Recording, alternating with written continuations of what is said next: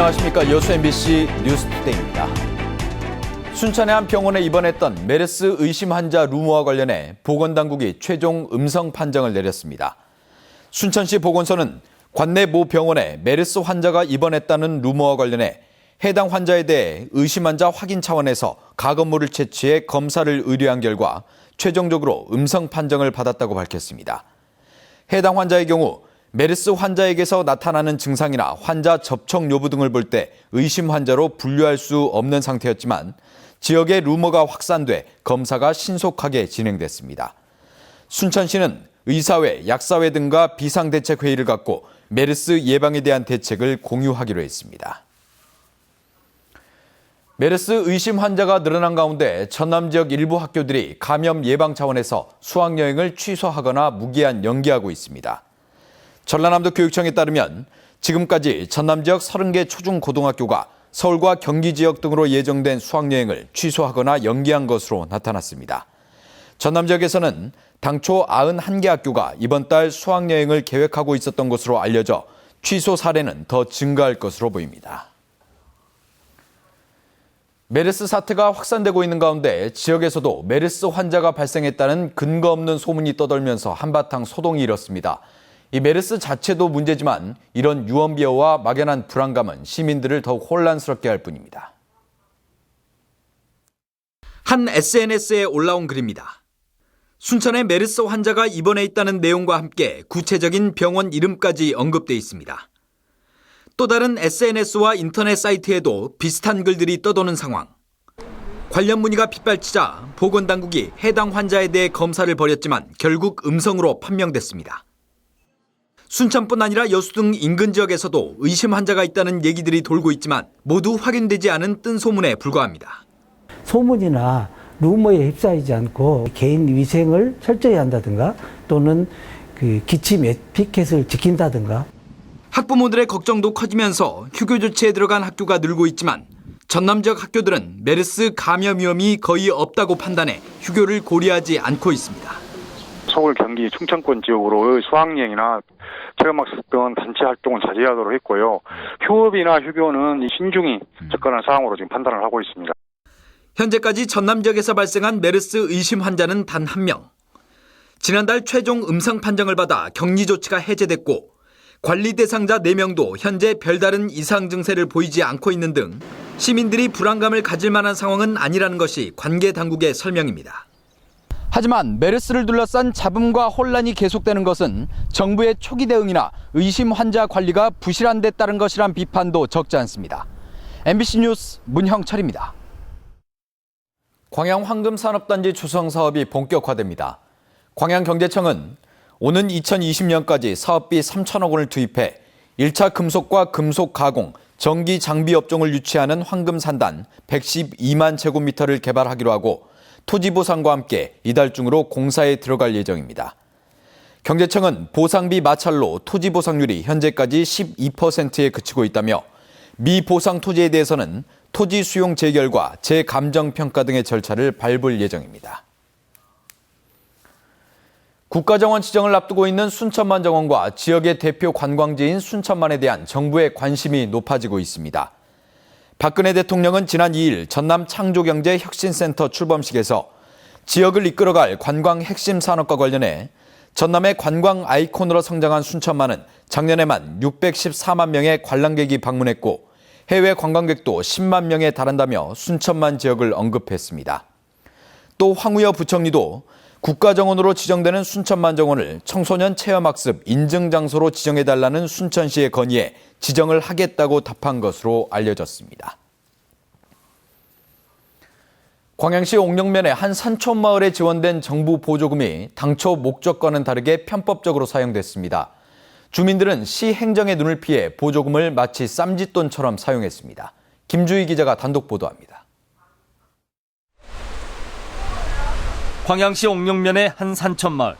광양시는 지난 2009년부터 4년여에 걸쳐 이 마을을 산촌 생태마을로 조성하기 위해 정부 보조금 13억 8천여만 원을 지원했습니다. 하지만 마을 사람들은 이 정부 보조금을 자부담 2억 9천여만 원을 더해 마치 쌈짓돈처럼 사용했습니다. 마을을 방문하는 관광객 등에게 생태체험관으로 활용하기 위해 건축된 문화센터는 민박과 식당으로 쓰이고 있습니다. 영농조합 법인 측은 수익을 내기 위해서는 어쩔 수 없는 선택이었다고 말합니다. 소득을 주는 방법이 뭐냐? 그것이 이제 민박하고 이제 그 음식 그 치료해야 되는 거지. 그러면 망하지 않겠다. 그런 생각으로 지치면 안 받지만은 지침대로 망하니까. 일부 마을 주민들은 적용소 식재를 위해 적용회사에 집행된 사업비 2억 4천여만 원 가운데 1억 7천여만 원을 자신들의 계좌로 되돌려받아 사용했습니다. 해당 주민은 직접 좋은 묘목을 구입하기 위해 선택한 방법이라고 주장합니다.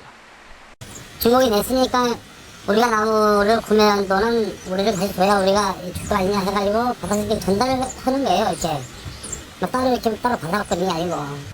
산천 생태마을 조성과 관련한 문제는 여기에서 그치지 않습니다. 보조금을 받아 건축된 마을의 된장 가공 저장 시설입니다. 보시는 것처럼 문이 굳게 닫혀 있고 운영이 되지 않고 있습니다. 일대가 보존 관리 지역이어서 식품 제조 허가가 애초부터 불가능한 지역이었고 준공 이후 단 한 차례도 제대로 가동할 수 없었던 겁니다.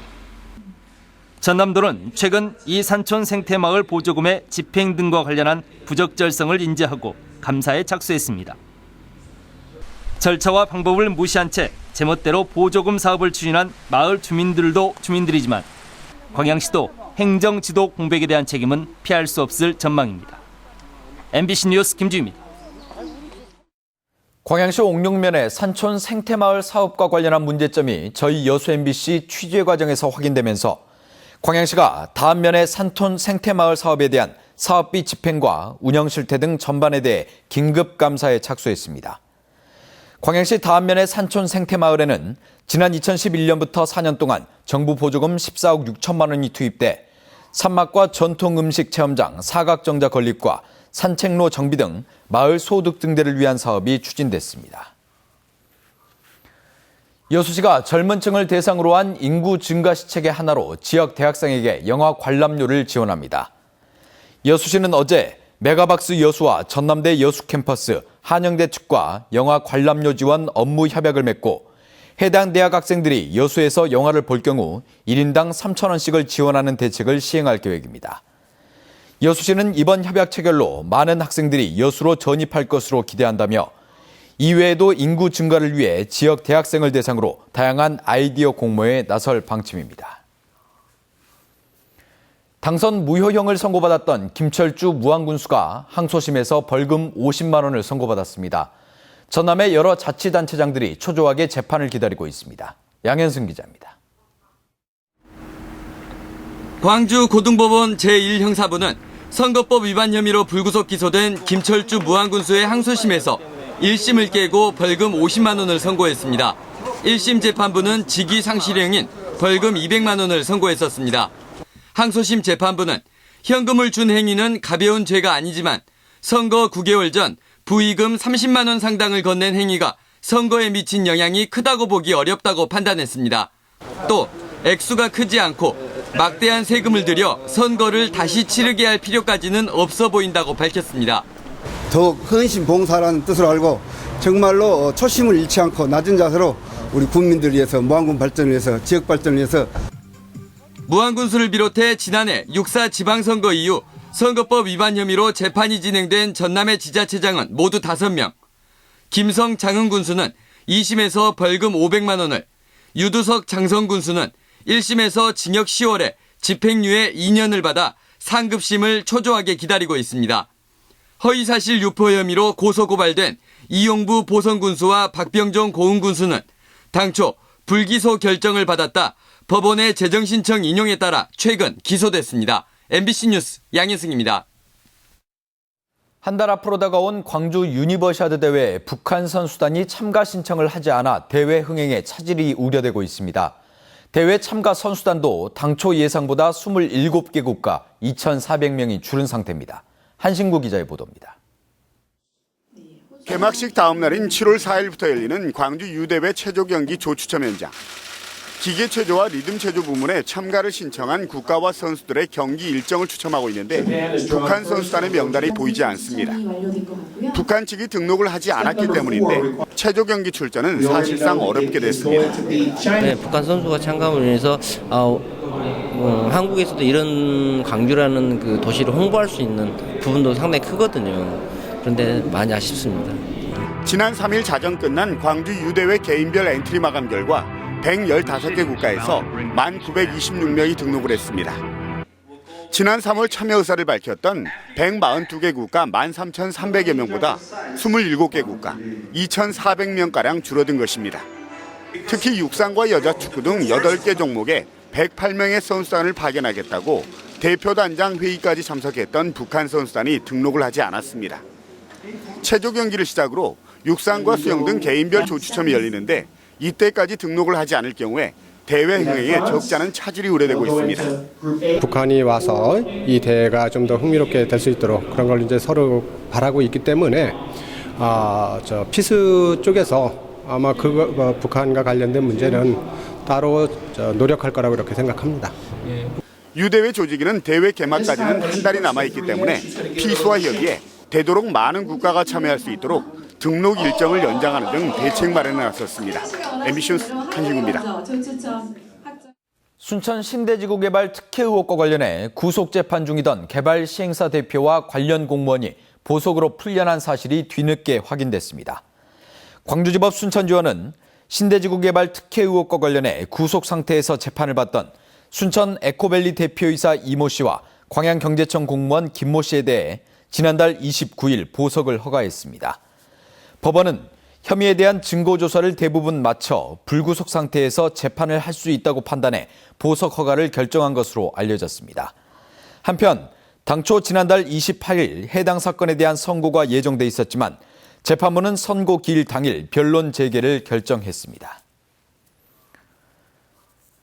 포스코 광양제철소가 다음 달 31일까지 3개의 프로젝트 팀을 구성해 무화재 제철소 실현을 위한 특별 점검을 실시합니다. 광양제철소는 이번 특별 점검이 유관 점검과 긴 진단 주기 등 현재의 점검 방식의 취약점을 보완함으로써 화재 없는 제철소 구현에 도움이 될 것으로 기대하고 있습니다. 포스코 광양제철소에서는 지난해 5건의 화재가 발생했지만 지속적인 개선 활동으로 올 들어 현재까지는 단 한 건의 화재도 발생하지 않고 있습니다.